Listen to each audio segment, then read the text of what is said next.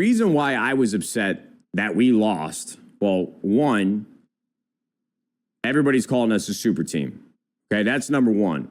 So I expect the boys to play like a super team, right? And I'm not ignorant to think that we're going to win every single match. It's just not how Call of Duty works. That's just not how competition works, bro. Almost across every traditional sport and every esport, even the best teams can lose and will lose, man. It's just not, it's not viable to think that, or feasible to think that we're going to win everything, right? But the problem that I had with losing to FaZe, well, one is we have already beaten them twice this year. I mean, the first one was in the Quezon LAN, the first 4-team LAN they had at the beginning of the year. That was pretty irrelevant because it was truly like right as the game had released. And so it really wasn't important. Nobody really understood the game as they probably do now because it takes a couple weeks, couple months to learn. But number two, we had beaten FaZe a second time in one of these online qualifying matchups, bro. We had already beaten them twice. So even though FaZe versus Thieves, it's, you know, the second round of this minor tournament, it's basically like a top 3 match, bro. I mean, Optic, FaZe, Thieves, anytime those teams play against each other, it's going to be a bang out and it's going to be must-watch Call of Duty. And listen, I had one drink in me, brother, at dinner, and I'm watching this shit on my phone.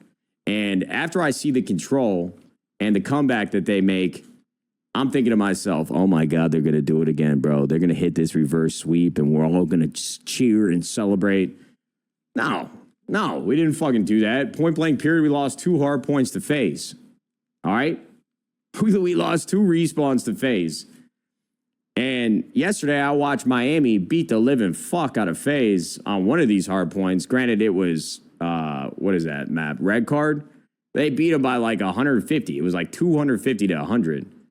So I'm thinking to myself, okay, well, if Miami's, you know, drawing blood from these guys in a hard point, I'm like, well, you know, we shouldn't lose 2 hard points in a best of 5 versus these guys. I don't give a fuck if it's a minor tournament.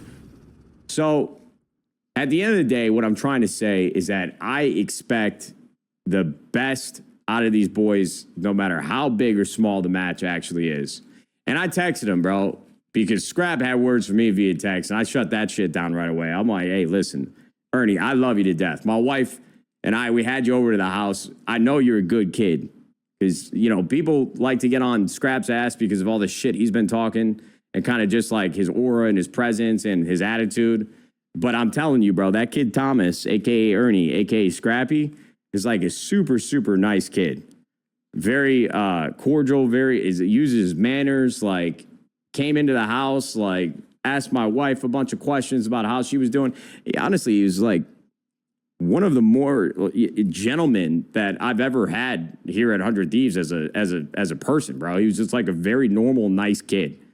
That might ruin his reputation a little bit, me telling you that, but like really, I fucking love Ernie. But he's got a mouth on him, bro. And he saw my tweet. He didn't like that. So he texted me, and I shut that shit down immediately. I'm like, hey, listen, bro, I'm your fucking boy, but let's not forget you play for our team. So don't ever talk to me like that again. One. But he's like me, bro. He's a hothead. He's competitive. He's got emotions running high.